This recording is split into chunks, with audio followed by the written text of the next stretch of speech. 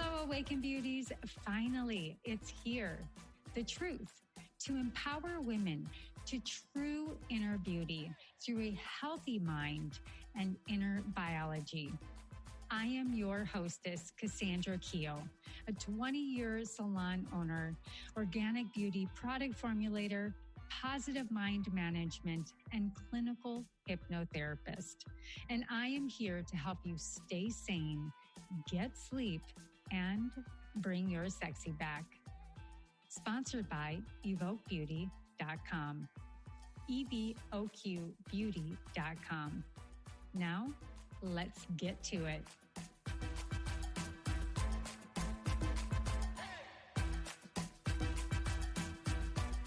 Welcome to the Awaken Beauty podcast. I am Kassandra, your biofeedback practitioner and clinical hypnotherapist. And today it is such a delight to bring on a message and a mission that is so near and dear to my heart. And, I truly believe, although sometimes challenging to be fully present and to truly feel, that the joy of life truly is the discovery of who we uniquely are and how we express and share it within the world. And you are and always have been whole and the source of your own happiness. But as we venture through life and set foot to our path and the individuation process, we often give our power away. And all desires arise from the belief that we are in lack or broken, and that something outside of us is needed in order to be whole. So where do we turn? We seek short-term approval while we pile on the self-help books, the courses, the positivity porn, and freebies that make us feel even more overwhelmed, confused, and stuck. So as many of you know, I'm on a mission to break this self-image perception. And today I'm welcoming the incredible GP Walsh to open up and discuss how the exact opposite of what we seek is the way, and how the true nature of creation is totally misunderstood. So please stick around and listen as we explore the actual nature of creation, how you participate in it, and how you become one with that creative intelligence that guides the stars and grows the flowers. So before we jump in, I'm going to go ahead and let you know a little bit more about my new friend, GP Walsh. So the son of a schizophrenic mother and an absent father, GP's earliest memory is being tied to his bed to keep him from wandering. The years of abuse and the emotional deprivation were offset by a natural gift for a love of truth, as well as an unquenchable curiosity about how it is that people really heal and awaken. And at the age of 19, he was on the verge of suicide, filled with self-hatred, addicted to drugs, and at the end of his hope. And at the dark moment, GP had an extraordinary spiritual experience that was so penetrating that within a few months, his entire life had turned around. And in his own words, my experience as a child made the search for truth and healing more than a philosophical curiosity. For me, it was a matter of life and death. He refers to it as the night on the bridge, where he experienced, as he puts it, original innocence. And since then, he's dedicated his life to learning, studying, researching, practicing, and teaching and healing with the devotion of liberating the soul from unnecessary and self-imposed suffering. So with that said, my goodness, what an incredible journey and a delight to welcome you, GP Walsh, to the Awaken Beauty podcast. Thank you so much. Oh, wow. Thank you, Kassandra. This is really an honor. I'm really overjoyed to be here. Yes. And I will say, to our listeners, I've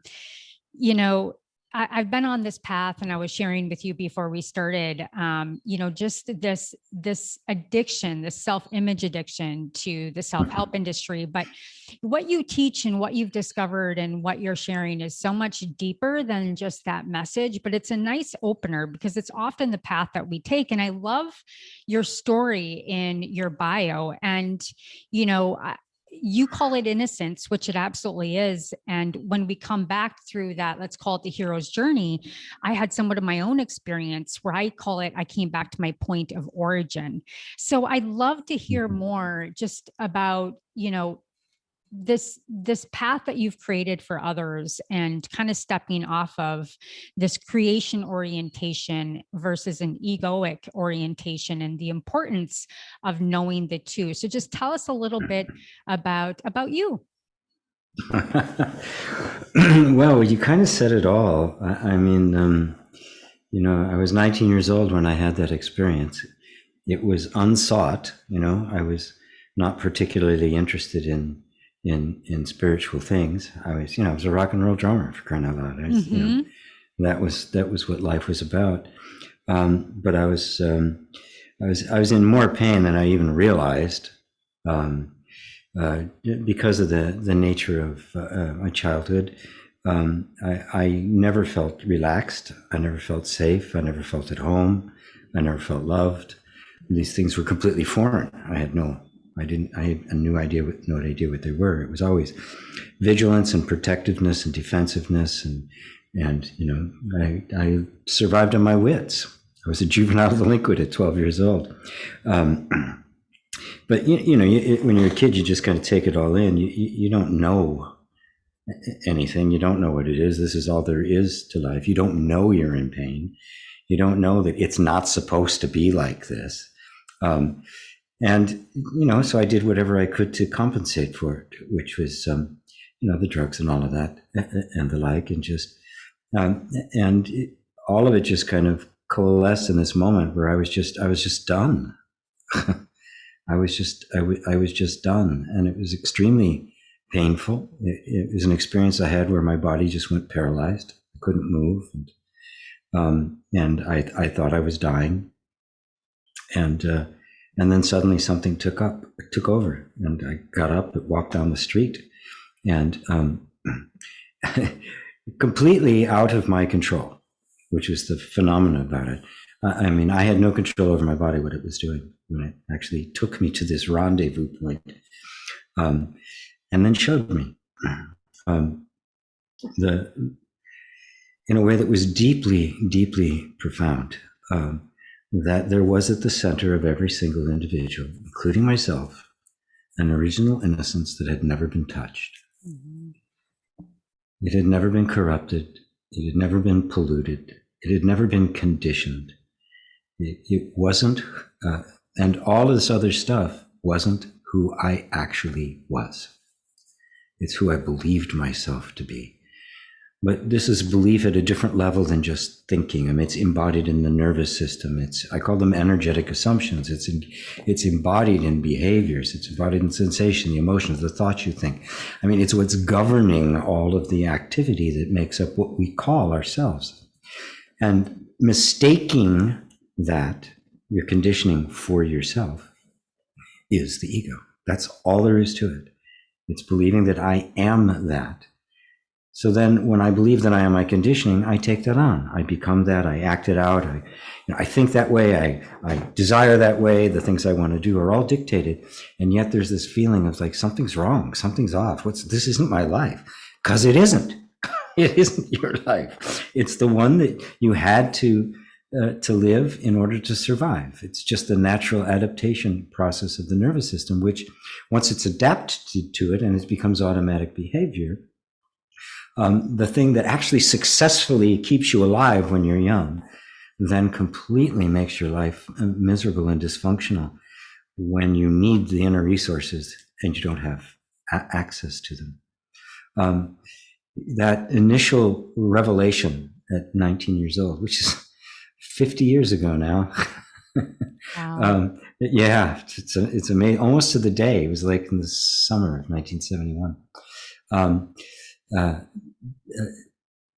Was not an automatic, that was it, it was, rainbows and dolphins from that point on. It was, there was kind of a honeymoon period where everything was just going right and I couldn't do anything wrong, followed by about a decade of absolutely nothing working at all. And I found myself having to dig more deeply into what was really behind all this. You know, when I grew up 19 years old, I was a kid in a small town in Illinois. And nobody knew about psychology. I'd never heard the word enlightenment. I'd never heard the word yoga. I'd never heard the word conditioning. You know, these were completely unknown to me. You know, maybe some people on the West Coast or some university somewhere, but not me. And so there's so much I had to learn. I embodied all sorts of different spiritual traditions, mostly the metaphysical, the mythological. I saw recognized the hero's journey in biblical stories, and started because I wanted to know what the hell had happened to me, right? Mm-hmm. What was this thing that I had experienced? Because I had no criteria. I had no way of understanding it whatsoever. So I started with what I knew, and then eventually it began to. I kind of ran out. I was a biblical scholar. I mean, I had access to all sorts of reference books, and I knew it meant what the history was, where it came from, what the different words meant, completely from a mythological point of view. It was not a historical book to me. It was a profound story of myth, right? And not myth as false history, myth as stories to represent transcendent truths that cannot be put into words. Yep. And that had run its course. You know, I'd done some stuff. I became a healer at it. I kind of mastered the whole territory, and it still wasn't enough. Something was missing, and I still knew it. Right? I said, okay, got to keep going. And that was a period of time. It was, looking at all the psychology of Gestalt and abreactions at the time. At that time, the process for a trauma release was as traumatic as the trauma. It was really some heavy stuff. Yes. But it's gotten much, much better and much simpler since then. But that's when I began to understand the psychology of it and conditioning and what happens with the child. And a very profound book by a woman named Alice Miller called The Drama of the Gifted Child. Which is not a well-known book, but I ran across it, and it kind of explained how the gifted child is every child, the gift by which the child manages to survive, sometimes in incredibly hostile environments. And I started to understand how this whole thing works. And that was inner child work and, all this stuff. we tried to learn it and did all that. And it's like, okay, it's still not enough. What's missing here? Right? I did men's work. I did men's initiation rituals. I mean, you name it, I did it. And then it was in the 90s, and I read a book. I read part of a book by Wayne Dyer, and I know he's really great and all, but I just was never that into him, right? But I read this one book called Your Sacred Self. I read about half the book, and in it he had this quote there from this Indian teacher, Nisargadatta Maharaj. Mm-hmm. And I read that. Something about it struck me. I never finished the book. I never read anything else after that. But one day, probably 2-3 months later, I'm walking down near Union Square in the East-West bookstore, walking to the East-West bookstore, and out of the corner of my eye, I catch this spine on a book that goes, I am that. And that was the book that he had quoted. And I grabbed it and I bought it, and it took me 2 years to read it because I would read like 2 sentences. My mind would be blown and I'd have to just put it down and sit with it, sometimes for days. It was so profound. It was so right to the point. It was just absolutely there in black and white. And there it was. There was exactly the answer. It brought the entire thing together for me, which is the Advaita Vedanta tradition, which then led me to explore Zen, which is of the same essence. And it was from there that the final piece to the puzzle finally came together. And I could see the relationship with the conditioning. I understood what it meant. And suddenly there was just this wisdom that just kind of, it's all I can, descended. I mean, it was like I could no longer identify as anybody in particular. I was just the flow itself. And it just never left at that point. So that's the best way I can try to describe the whole experience that led me to this place. And it, very naturally, when you see something like that, you touch a deeper kind of peace, a deeper kind of happiness. And it's not like all my problems went away. Yeah, that's just the beginning. It was like suddenly, but there was somebody else there that was in the presence of these. And I realized that I'd found this really primary key. And so then the mission was how to take this and bring it down to a process by which I could actually take somebody from pure identification with their conditioning, having no idea who they are, right, to this place where they were open to the possibility of being beyond what you could possibly imagine you are, way beyond the body experience, beyond time itself. And that process is what I called inner reconciliation. And it turned out to be exactly the opposite of what I thought it was. So all these processes, and I love the fact we're talking about self-help and your positivity porn. Yes. I love that. I'm going to steal that one from you. That's such a great line. It is. It's so, I love your story. And GP, I have to say, it's so unique as you talk. We are all such mirrors to each other, and you're really a beautiful mirror to me right now, and even my own experience. And I think that this is not to over spiritualize things when I say this, but I feel as though we're really coming into this time of time and space where we're kind of putting down the old ways of seeking truth.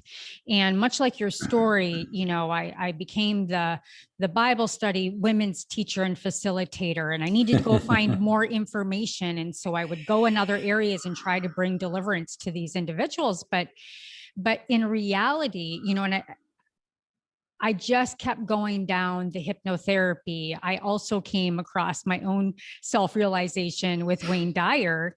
And it's really interesting you say that, because it was actually his book that attuned me, and I actually had an out-of-body experience. And I used to skip school. And I used to just go down to the park and I used to read his book. There's a spiritual solution to every problem. And at that point, I had my first out-of-body experience, and it just did not stop there, right? But we go down every maze and new insight that we can to find this desire of self. And going back to this book, I just pulled it up, and it says, "I am that," is that it was his mission to guide the individual to an understanding of his true nature and timelessness of being. And timelessness is what sticks out to me, right? Consciousness. He taught that the mind must recognize and penetrate its own state of being, not being this or that, or here or there, then or now, but timeless being. And for people to sit with that simplicity, our human mind wants to overcomplicate, over spiritualize, go find, the right way so that we can feel validated. And it's really as simple as that. So when you speak about inner reconciliation, this is such a big piece of your work. Can you go into that a little bit more and unfold that for us? Sure, I'd love to. I can tell you the story about how it started. It's actually pretty funny. It's a comical story. It was, again, one of those unsought experiences that kind of jumped out at me. Because I'd understood all this stuff. I'd even understood, had the whole wisdom experience. And, I just was not the same person. This guy wasn't here anymore. And I was running into a particular obstacle in my life. I transitioned from all the stuff that I've done all sorts of things in my life to just doing this full time, just teaching this and coaching people full time. And but it was just like stuck. Nothing was moving. It was I was stuck in the mud. And after one day, I just got completely fed up. So okay, I give up. And I just kind of sat there and put my hands in my lap and said, "Okay, I surrender. I don't know what to do." And I just closed my eyes for a second, and all of a sudden, this vision came. It was like a waking dream, quite mythological in nature. Mm-hmm.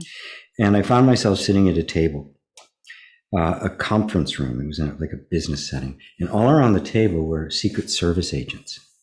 These guys in black suits with a white tie, or a blue black tie and white shirts and the thing on their ear, and they all had sunglasses on. And there was one right here, just right in my face. Right? It was kind of like Smith from The Matrix, right? Yeah. And and I'm like, okay. All I can say is Secret Service men and reconciliation spiritual process is not clicking yet, but continue to go on. Yes, I know. It's like, okay, where's this going? All right. Yeah. So I go, well, who are you? Who are you? And he just gives me this blank look. Okay. Well, why are you here? Now that he could answer. It's like, we're here to protect you. I said, to protect me? He said, yes, to protect you. From what? From everything. Mm-hmm. Everything? Everything. There's danger everywhere. I said, really? Everywhere. He was just absolutely adamant. I go, okay, but what about me? He says, you're the worst. We have to protect you from you and everybody else from you. Wow. Okay. By this time, I had enough experience, the mythology, the whole path, the archetypes and all of that. So I realized I was talking to a disembodied energy. I was talking to my safety mechanism that had basically taken form in my consciousness like a dream. And I said, okay, all right, I get it. You have to protect me and everybody else, right? That's right. He said, and you're right. I've done a lot of stupid stuff. Oh, yes, you have. I said, okay, I get that. And then I said, all right, I know you got to protect me, but is it possible? It's really hard to do anything with your right here. I said, would it be possible for you to protect me like outside in the next room? This look comes over his face. Okay, but we'll be right outside. That had ended, right? And it was just like all of a sudden this weight came off of my chest. It was like, what the hell just happened? But within 3 weeks, I had started a podcast, ended up with like 25,000 downloads a month. All of a sudden, all the obstacles started to dissolve, right? And what I had done, see, in self-help, personal development, all these kinds of things, as well-meaning as they are, they start from the premise that there's something wrong that you have to get rid of, exactly. Right? And then I realized I don't have to get rid of anything. I have disowned key parts of myself thinking they were an enemy. Right? I had characterized it as a problem. And because I wanted this, and it felt this was in the way of it, I had created a conflict where there wasn't one. And suddenly it was like, they need to be reconciled, not pushed away. You can't push them away. How can you? It's like trying to get rid of your hand. You can't do it. That's where the resilience, and that's where, or I should say, the resilience gained from overcoming the resistance, right? There's this consistent resistance that we experience, and that's the agitation of the spirit. That's also the thing that wants us to push a little bit further to figure out what the hell it is that we have to do to get rid of this thing gnawing at us. But when you had that moment, that reconciliation moment of that all parts are you, your past is you, but they don't define you, you then become the creator, and you stop orientating yourself with having to fix or go figure it out or over spiritualize, and you become the creator of your life. And what you're essentially saying is that this was, I don't want to go down like the inner child work and like all the compartmentalized pieces of self, but it was an essence and an energy as a part of you, as a protector. And can you say a little bit more about the different aspects of these energies within each of us? Well, yeah, I mean, at a very fundamental level, anybody can grasp this. Look at your life, Yep. and every time you've had to make a decision that you've had to struggle over, look at it more closely, and you will find that it's always been some kind of conflict between freedom and safety. Yep. And what we've done is we take the side of the freedom. I've got to, and then suddenly the self-protection becomes an enemy. It's not, right? You made it an enemy by trying to push it away. It's actually a natural part of you that you can't do without, and you wouldn't want to, right? How do you reconcile the two? Well, sometimes I will say, with a lot of people, I say, okay, you feel that resistance? Ask the resistance, what are you protecting me from? And immediately something inside shifts, because you've stepped out of the creator of the conflict. Yep. You've stepped into the place of the heart, place I call the peacemaker, right? You have no agenda.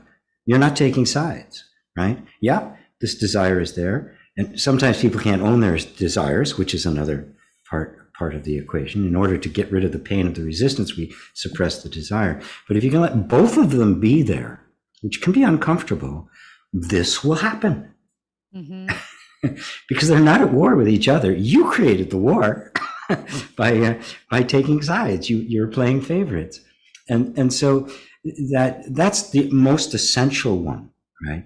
And then beyond that, and that schism between safety and freedom, where you could say conforming to the tribe and being your authentic self, it happens at a very young age. That's the disconnect from the soul. The thing that resolves that and keeps everything solid and keeps you from killing yourself off or going crazy is the sense of self, is the ego, which is another level of it. So now you've got this closed system that's working, it's functional. These things have some kind of an equilibrium, although nothing's really working, but it's stable enough to survive, right? But then there's other aspects of yourself. There's the aspect of the heart. There's an aspiration that goes beyond mere desire, right? Everybody has inside of them desire to know who they are, to transcend the merely instinctual, the merely animal, to kind of, it's symbolized in Kundalini Yoga as the snakes coiled up the center line, right? And the first three chakras and the other three chakras and the heart in the middle. It's not what people think it is. It's a mythological or metaphorical representation. The snake is the symbol for immortality because it sheds its skin. And so in the energy of the heart, we shed the skin of the animal nature and emerge into our spiritual potential, really, from time to the timeless, the cross symbol. There's so many images that represent this, but all of those aspects represent you. The chakras are archetypal; they're archetypes as well. They are aspects of yourself that, when you step back into that place that has no issue with any of them, the whole thing begins to integrate, right? And you're like, suddenly you're an artist and you have all the colors available to you, not just two, right? You just perpetual blue period, right? I mean, you've got them all. You can have all sorts of infinite variation in shade and nuance that you don't have when you've disowned these key parts of ourselves. So the reconciliation is a recognition that whatever you are feeling is natural. There's no such thing as a negative emotion. There is only natural emotions that got bad press, that have been categorized as such, right? And the categorization is part of the process of suppression. It's all part of how the whole thing works. But this is you're really reconnecting to the whole of you, your true nature, which can then take you beyond the physical form, beyond the sense of a personal identity, into right up to the throne of God, which is where you belong, actually. So I hope that answers it for you. I can go off on this stuff all day, but it becomes a way for me, because it was a spiritual journey and a journey into Advaita and Zen, a non-dual approach, it's a spiritual path as well. It's not an end run. It's not trying to bypass all of this. It's a reconciliation of this, which leads you right back to the source of your being, opens up the whole psyche to be able to ask the biggest question of all, which is, who am I? Mm-hmm. Who am I beyond the mind, beyond the body, beyond this life or millions of lives? Right? Who is the essence of me? And that question can't be answered without the right kind of preparation. And it cannot be answered while you're busy suppressing all the different aspects of your human nature. It is a reconciliation of the spiritual and the human. As the Buddha put it himself, he said, the ordinary human being is the Buddha. Mm-hmm. Yeah, it's so beautiful. I love how you wove that together. I also loved the symbolism of the snake and how we shed these identities that we pick up. And, yes, I think a lot of time, within the spiritual and the self-help worlds and industry, we focus so much on the subconscious mind and how the subconscious mind is in control of you and all of these things. And I would still align that even with what you're speaking about, right? And the chakra systems and how we get stuck on that lower part of needing safety and our root is not established. And so, speaking of reconciliation, how does one know when they can stop that vigilance and that search? I know for me, I'm curious. I honor innocence. I honor curiosity. I understand there's also fragments in our life that is stressful and trying to take our attention away, but it always is as simple as it is coming back to awe and to wonder and to innocence and curiosity and self-awareness and self-inquiry, not to berate myself with questions. Where did this thought come from? I need to go chase it down. And where is it planted in the subconscious mind? Because we know we have the hologram of the body. We know there's dormant stuff in there.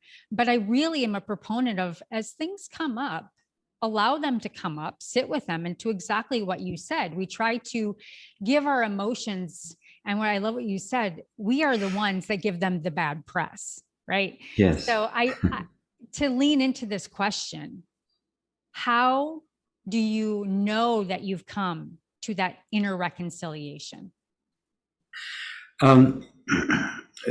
Because the sense of conflict is gone. Yes. There's a sense of equanimity. Yes. People talk about great spiritual experiences and stuff, and they go, GP, how do you know somebody's on the path? I said, are you more patient? Are you more compassionate? Are you slower to react? Are you more thoughtful about things? Do things not bother you as much? That's the sign. That shows that the deepest spiritual insights are penetrating and colonizing the nervous system, and very naturally bringing about the dissolution of the false patterns. Yes. Without a struggle, this doesn't have to be a witch hunt, right? I don't agree with psychoanalysis. Yep. And I had, I'd studied all this stuff, and I thought I was so smart. I mean, I had this, I could read anybody and all that sort of stuff, and it's like, it still isn't working. What the hell's going on? And then I realized that after that experience, and I started working with it, I said, Jesus, I don't know anything, and I don't need to. Absolutely. Right? The energy, I don't need to try to find out what the originating event was. The energy knows. It already knows. All I have to do is ask it. Right. And if it wants to tell me, it can tell me. If it doesn't want to, fine. I don't even care about knowing it. What do you need to release this? Right? And what I found is that the number one thing is, the whole point behind inner reconciliation and everything I do in it is to create the inner environment of safety. It was the environment of danger that caused the schism in the first place. The only thing that's going to heal it is to create an inner environment of safety, which means you have to become safe for yourself. Exactly. Which means you give up, you let go of all the way you think things should be, what you thought it meant, which is what all the, the self-help chasing and fixing, you just put all that aside and just sit with yourself with no agenda whatsoever. Everything's allowed, everything's okay. I'm just going to be present with myself as I am right this moment. The other term for that, unconditional love, which is the only thing that's ever fixed anything. So right? All of our, if you can get to that point, you don't need to know anything. Mm-hmm.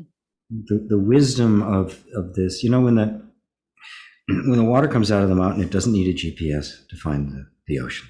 Yep. Right?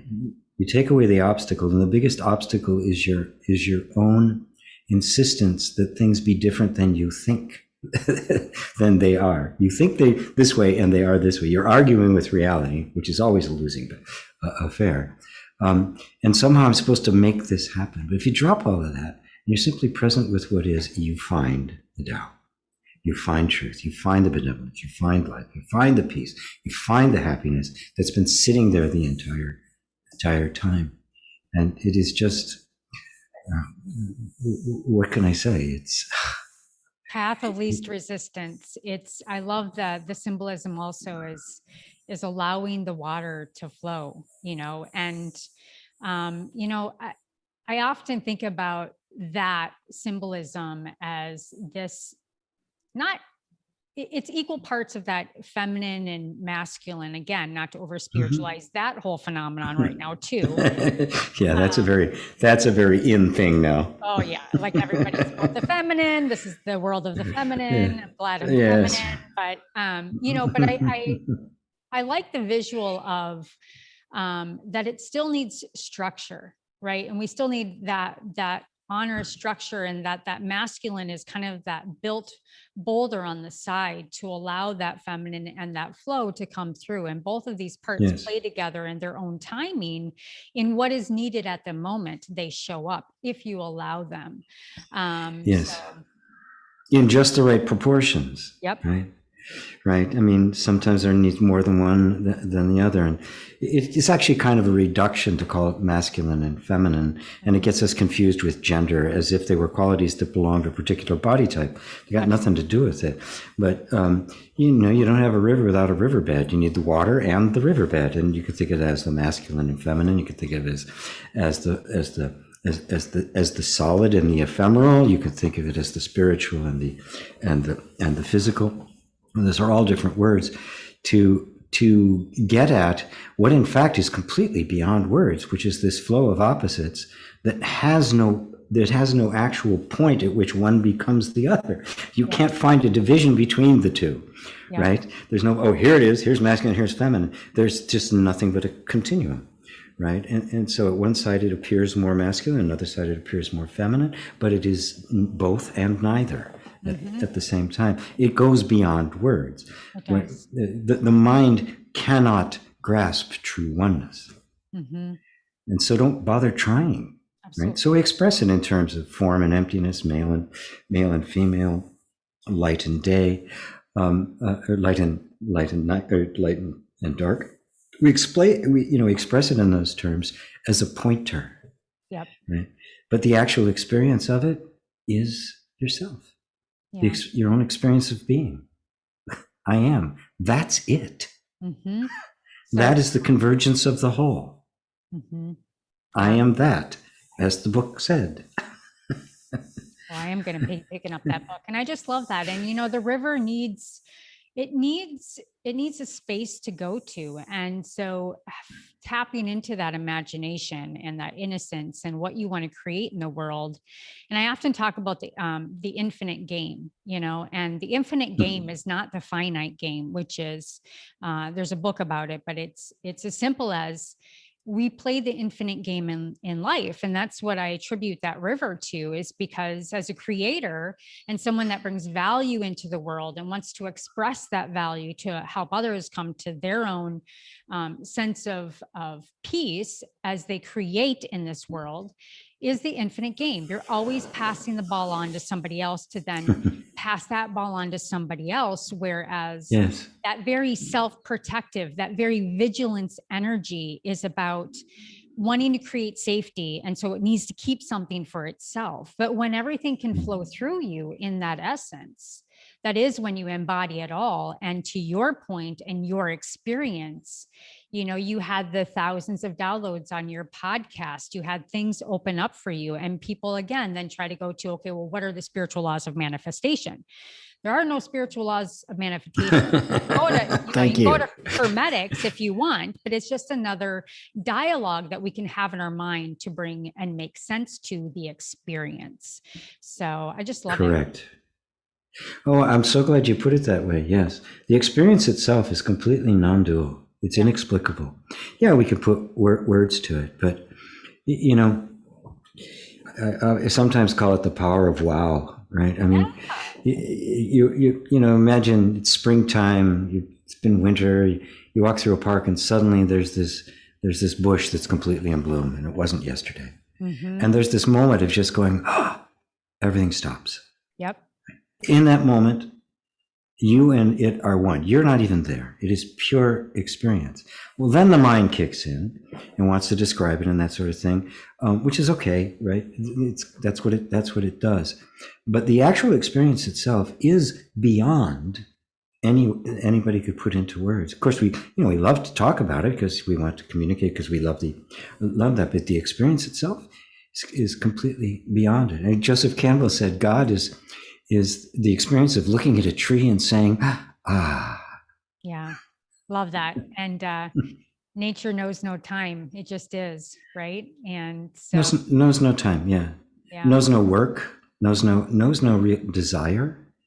It has no sense of past or future. It just is, mm-hmm. and so are you. Mm-hmm. And that's why the very first thing I do whenever I start with reconciliation is I start with body awareness. I call it the yoga of allowing. That's simply being present with your own body and how it feels. And then noticing that how your mind wants to comment on it, right? And that the mind is, and you can easily see, the mind is always in the future or the past. It's always comparing and judging. It's always assessing. But the body isn't. The body is absolutely here and now. And so if my attention gets centered there, I step into the timeless space. I step right into eternity. Right? And though it looked like a body, but guess what? It wasn't. It was a doorway to a completely different dimension of yourself that is beyond what the mind can conceive. And that's the doorway all the way in to the infinite you. That's the home of what I'd call the original innocence, the unspoiled you. Yeah. Yeah. I love what you said too about it's, the mind wants to go to the past or into the future. And that's just a part of how our brain was developed. I know Lisa Feldman talks a lot about how emotions are made. Well, her scientific view on neuroscience is that the brain is actually a predictor, right? So if you understand that your brain's just always trying to predict its safety, you can appreciate that and just understand the inner dialogue that's going on and come back to what you talked about, the yoga of allowing, just coming back into that sense of timelessness. Yes. Well, see, once you understand that that's what the function of the whole nervous system is, right? And it's not a problem anymore, right? But the very fact that you can sit and look at it and see that's what it is means you're not that. Right. You're something else altogether. You actually are that timeless dimension that is aware of it, that has simply mistakenly identified with the temporal and forgotten that it is the timeless. Yep.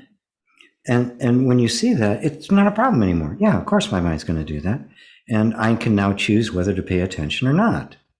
Right? It ceases to be interesting. Right? I know that if it really needs to get me out of danger, it'll just grab control and take me, right? I won't have any say over it. And I'm fine with that. Yep. It actually happened to me. I remember once living in Miami Beach, I step out onto Collins Avenue, right? Which is like this busy street running up and down Miami Beach. And I'm lost in thought, right? I'm just going, and I step out into the street. The next thing I know, I'm flying backwards onto the sidewalk, and I become conscious, and there's a bus. Zoom. right past me. Now my body took over, threw my ass onto the sidewalk before it even let me know. Because if it had let me know, it'd been too late. Mhm. I would have been way too slow to do anything about it. It's like, you know what? Cool. You keep doing that. and I'll keep doing this. We got this wonderful little partnership now. It's just amazing to see that it's going to do that. If it really needs to get you out of danger, it'll do it, and you won't have any say over it. So good. I love it. Absolutely perfect. But now I don't have to be engaged in all the permutations about the future and the past. Right.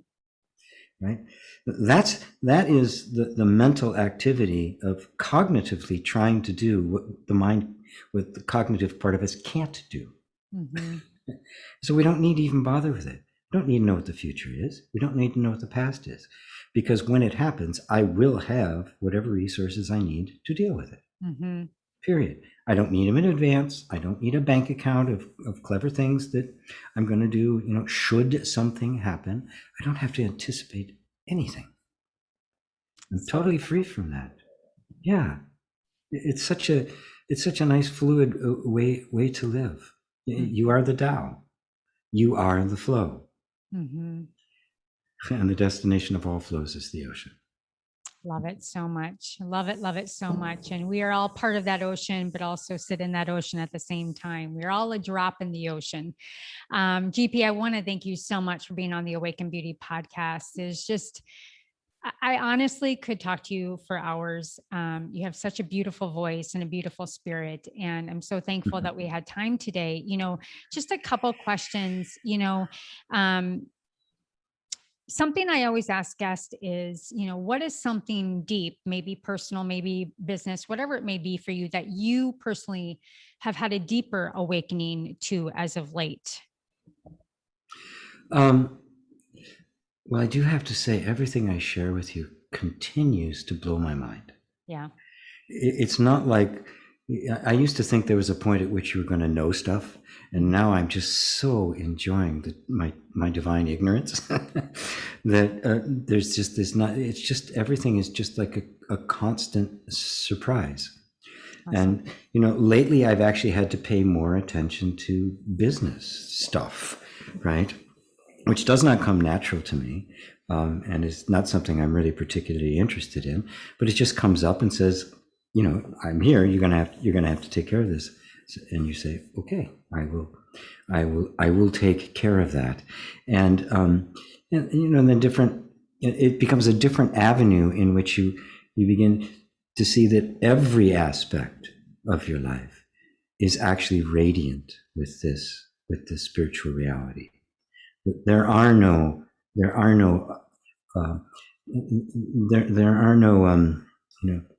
juvenile delinquent nephews that you want to try to send off to the hall. They all belong here, right? From the most sublime, like we're talking about now, to the most mundane, doing the dishes, or I don't actually use my dishwasher. I love to do it by hand. I love to feel it. Yes. So there's no point at which it. There's a point at which the suffering ends, and there's no need to get anything. Yeah. But then the unfoldment of you is just ending. Life doesn't become about acquiring or gaining. It becomes about sharing you, which are of such infinite depth that you never run out of you. You never run out of things. The universe the truth is inexhaustible. And so life becomes like a child. Everything becomes brand new every single moment. It just becomes lit up. Yeah. So I hope that answers your question. That's the best I can do. Oh, it so does. It so does. And it's again, you do such an incredible job of bringing it back to simplification and available to all. And so I really appreciate that. Something that you and I had talked about, and I really want you to share, is, let me tell you, you age very, very well, but it is time that you continue to get your good works out into the industry. And speaking of business, I will be sharing the show notes and the links, but you do a 2-hour Q&A on YouTube every Sunday. So I'll go ahead and leave that link. You also, I wanted to bring precedence to the course that you currently have right now, and that you're going to be really extending mentorship, I would call it, to those in July. So maybe we can just end by you sharing that experience for those that want to join us, and you, because I'm going to be in it, and then we'll.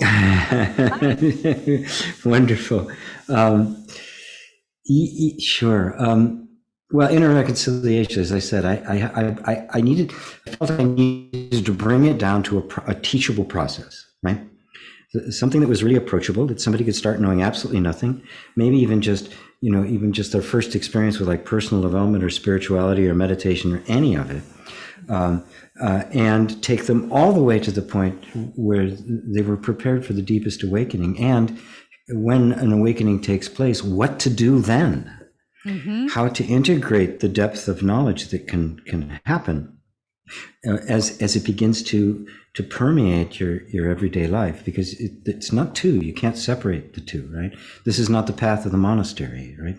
This is the path of engagement in everyday life. This is the path of the bodhisattva in Zen, which is an engagement in everyday life. And so I've created, it took me a couple of years to do it, 3 different levels of inner reconciliation, a home study course, right? Which is videos and audios and exercises and meditations and the like. And I have 3 different levels of that. And I'm now planning on doing a live training that's going to be spread over 8 weeks. I'm asking everybody to take that level 1 of the inner reconciliation home study, and then I'm going to be, basically mentoring them, me and my senior facilitator, Evan, in really helping people integrate it into understanding how to do an inner dialogue. Right? I break it down to 3 parts: invite, inquire, and integrate.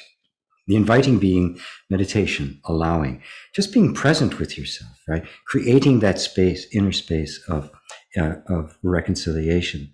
Then take it into inquiry, which is like I did with the Secret Service guy, right? Mm-hmm. Why exactly? Why are you here? What are you protecting me from, right? And opening that up to a real appreciation of the incredible power that is the human energy system and the power of the manifest world. And then finding how that very naturally integrates all by itself into the system. But I'm gonna be personally with Evan bringing people through that, so they get to have a direct experience of it with enough consistency that it starts to sink in. It's called Foundations for Facilitation. The idea being I'm trying to prepare the ground for the next generation of the practitioners of it, the facilitators of it, and eventually people who can teach it, right? So beautiful. Thank you for that. Yeah, absolutely. Yeah. I know that many will be interested, and I can't thank you enough. You are such a delight, and just you're so clear, but so deep and so mysterious at the same time. So I really appreciate you. And we were live on Clubhouse today. We were live on my Facebook group, and live obviously here on Zoom. And so I'll go ahead and make sure that we get this all tidied up with all the links. And for you, my friend, I'm going to let you enjoy the rest of your Sunday. I appreciate you so much. And thank you, everybody, for joining the Awaken Beauty podcast. And until next time, as you know, stay sane, get sleep, and always bring your sexy back.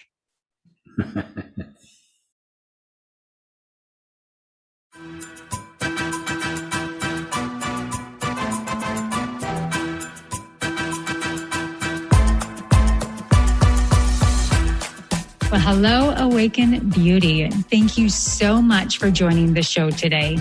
Were you inspired? Please leave a comment or your own personal aha moment so others can capture exactly what you did.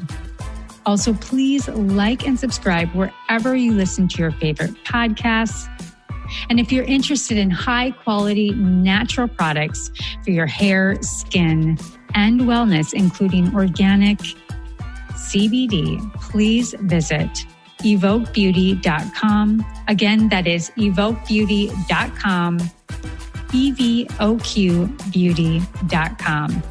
And until next time, darling, stay sane, get sleep, and bring your sexy back.